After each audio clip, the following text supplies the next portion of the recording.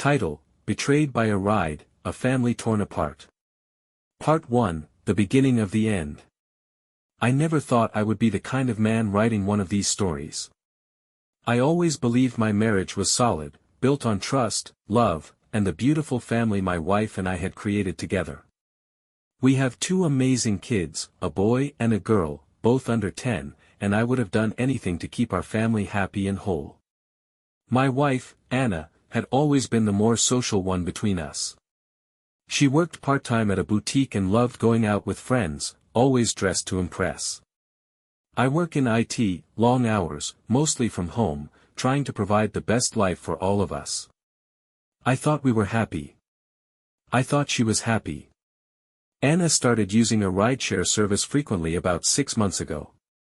At first, it made sense. Her job was across town, and with my unpredictable work hours, I couldn't always drop her off. She told me she preferred using the same driver because he was polite and reliable. His name was Mark. I remember laughing about it, saying, well, at least we know she won't get kidnapped by a crazy driver. I noticed little changes in her behavior around the same time. She started dressing up more, even when she didn't have work. She was glued to her phone, smiling at messages she wouldn't share.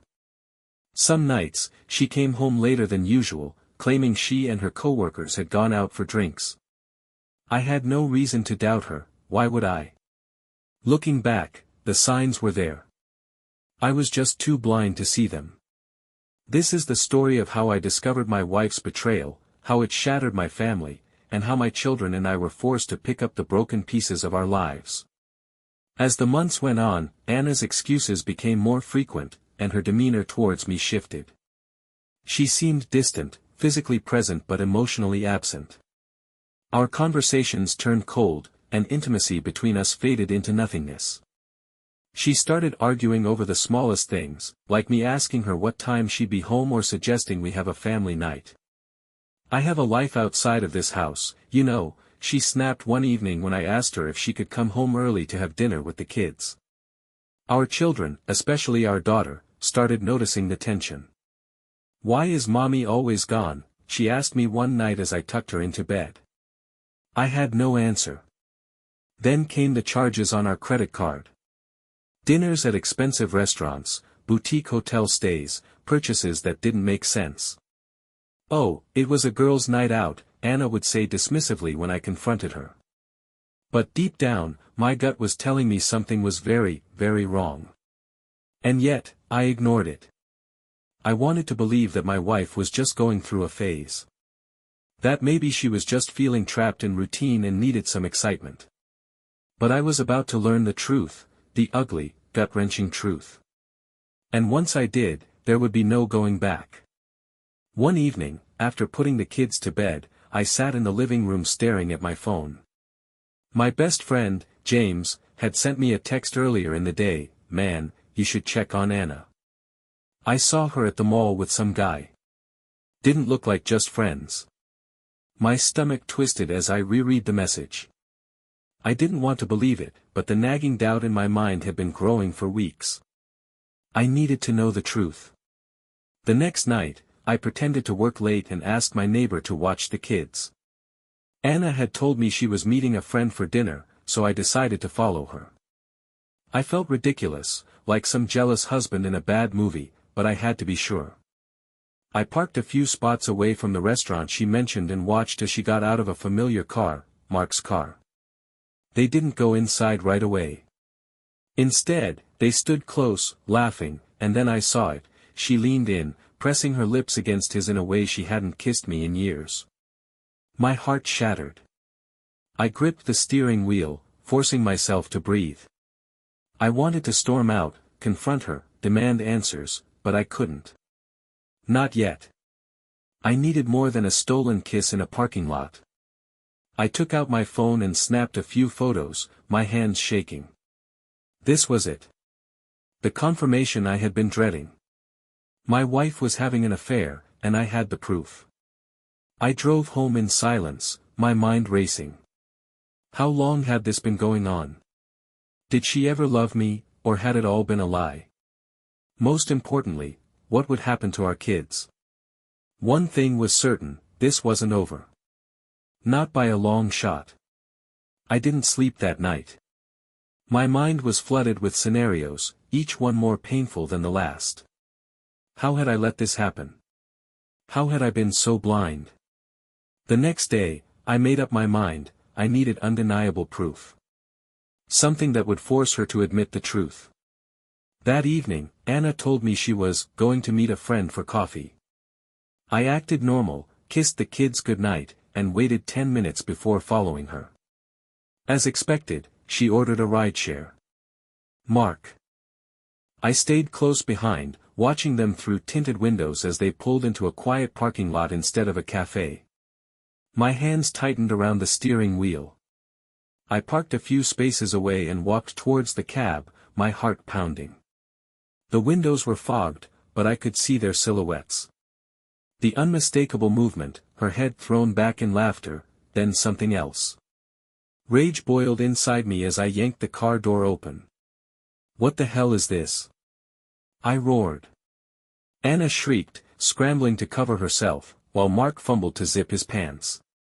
She turned to me, eyes blazing with defiance. What are you doing here? She spat, as if I was the intruder.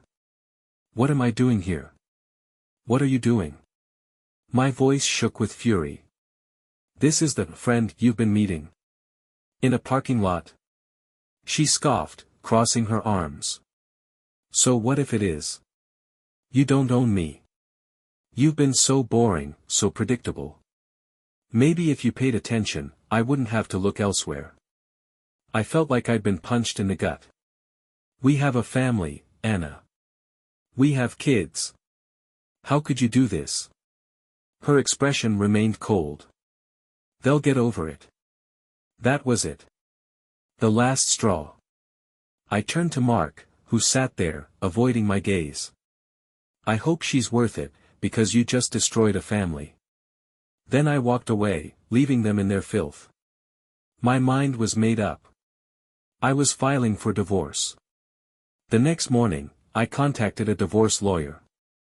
My hands shook as I dialed the number, but I knew this was the only way forward. The kids deserved better than this mess. When Anna came home, I handed her the papers. It's over, I said simply. Her face twisted in rage, but I didn't care anymore. Now, it was time to fight for my children. The divorce process had begun, and I was determined to protect my children. They were my priority now. But what I didn't expect was just how deeply Anna's betrayal would affect them, or the horrifying revelation that would shake me to my core. One evening, as I was putting my son to bed, he clung to my shirt and whispered, "Daddy, I don't want to see Mommy anymore. She scares me." I pulled back and looked into his teary eyes. "What do you mean, buddy? Did something happen?" His lips trembled, and for a moment, I thought he wouldn't speak. Then, he muttered words that made my blood run cold. "Mommy took us to see her friend. The driver guy. He said we could call him Uncle Mark, but I don't like him. He was mean to Lily." My heart pounded. "What do you mean, mean? What did he do?" "He yelled at her when she cried. Mommy just told her to stop being annoying. She locked us in a room while they laughed and made weird noises. I heard Lily screaming. She said she wanted to go home, but Mommy told her to shut up." Rage flooded my veins. My hands clenched into fists. "When did this happen?" I asked, trying to keep my voice calm for my son's sake. "Last time we slept at Mommy's place." That was it. That was the last straw. This wasn't just about cheating anymore. My children were being forced into her reckless, disgusting world. I tucked my son in, kissed his forehead, and went straight to my lawyer. I was filing for full custody. My kids were not safe with her. Filing for full custody was a nightmare I never imagined I'd have to face. Anna wasn't just an unfaithful wife, she was an unfit mother. And now, I had to prove it. My lawyer, Mr. Richards, listened carefully as I recounted everything: Anna's neglect, her affair, and most importantly, what my son had revealed. His expression darkened. "This is serious. If what your children said is true, we have a strong case, but we need evidence." That night, I installed a small recording device in my son's backpack before he went to spend the weekend at Anna's. I didn't feel good about it, but I needed proof. When they returned, my son handed me his bag, whispering, "I recorded it, Daddy." I played the audio in my room, hands shaking. What I heard made my stomach churn. Anna was laughing with Mark, completely ignoring the kids as they cried for attention. Then, Mark's voice, sharp, irritated. "Shut that kid up before I do." A slap. A scream. Anna's voice, cold and indifferent, "Go to your room and stop being a little brat." Tears burned my eyes. My hands trembled with rage. This wasn't just about cheating anymore. This was abuse. I took the recording straight to my lawyer. "This is enough," Mr. Richards said firmly. "We're taking this to court immediately." A week later, I filed an emergency custody petition. Anna was served the next morning. Her reaction? Pure fury. She stormed into my house, screaming, accusing me of turning the kids against her. But when I played the recording in front of her, she went silent, her face draining of color. "You did this to yourself, Anna," I said. "You don't deserve them." She lunged at me, but I stepped back. "Get out. Next time you see your kids, it'll be in a courtroom." I slammed the door in her face, my heart pounding. The war had begun. The day of the custody hearing arrived.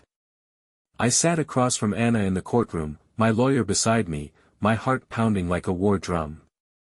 Anna's face was twisted with fury, but there was something else in her eyes, desperation. She had brought her own lawyer, a sleek, sharp-faced woman who wasted no time painting me as the villain. "Mr. Carter has manipulated his children into fearing their own mother," she argued. "This is nothing more than an attempt to alienate them from her." I clenched my fists under the table.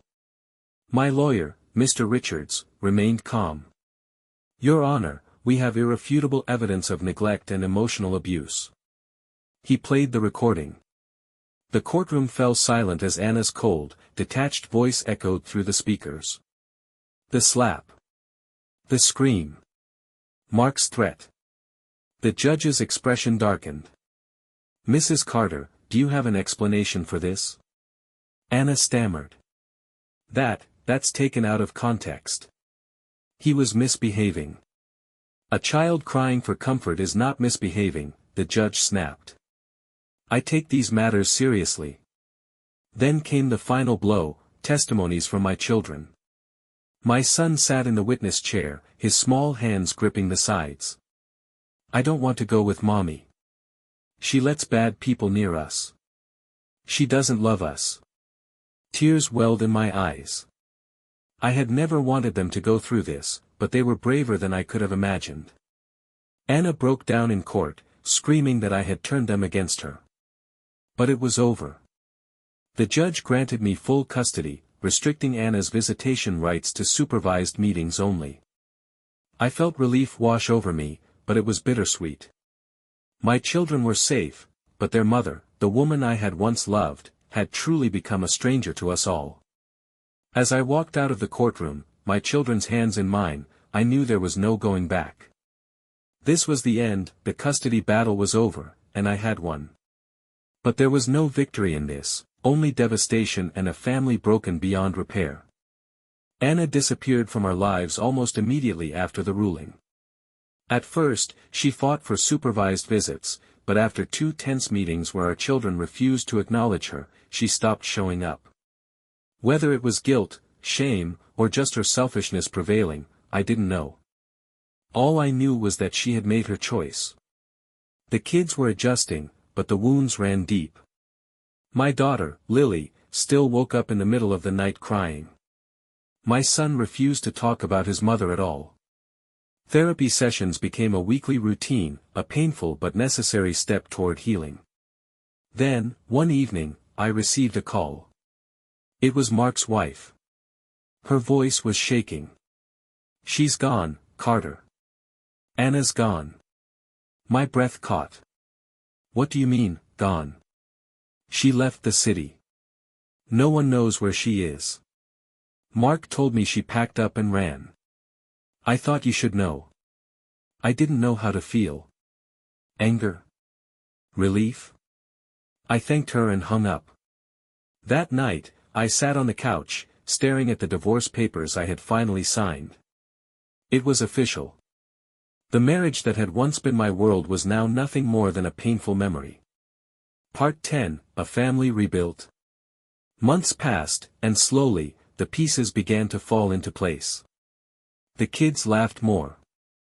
We took trips to the park without fear of running into Anna. My son made new friends at school, and Lily started drawing again. One night, as I tucked them into bed, my son looked up at me and asked, "Are we happy now, Daddy?" I swallowed the lump in my throat. Yeah, buddy. We're getting there. Anna's absence left a hole in their lives, but with time, it became just that, a hole, not an open wound. They no longer feared her return. They no longer dreaded hearing her name. And me?